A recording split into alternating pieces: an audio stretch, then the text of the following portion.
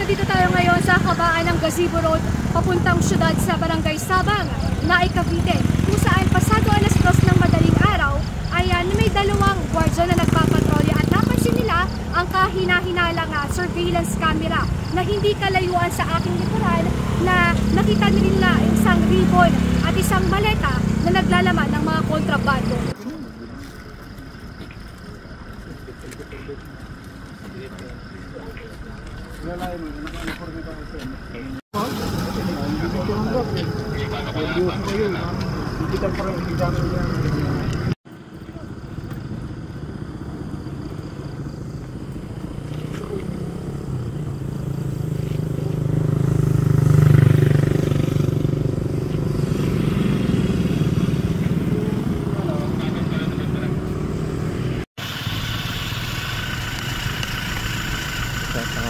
Parang camera doon na nakalagay doon sa ibabaw ng poste.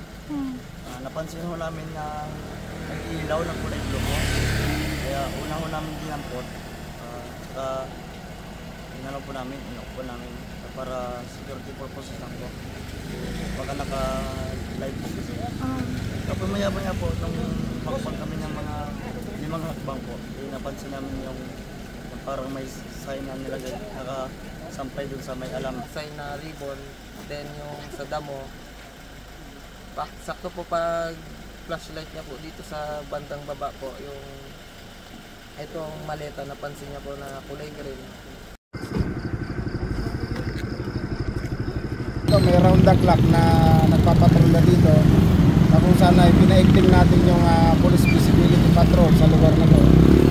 Ay yun, napansin ng pulis natin na may dalawang gwardiya at tinawag yung pansin nila yun para 30 kilos na suspected siya. Magkano street value nito? So lumalabas kung sa street value ay 40,800,000. So ang nakita namin modus nito yung dead drop, kasi kung makikita natin inaiwan yung bagahe, iniwan yung items, tapos posible na pipick upin nung transaction nila.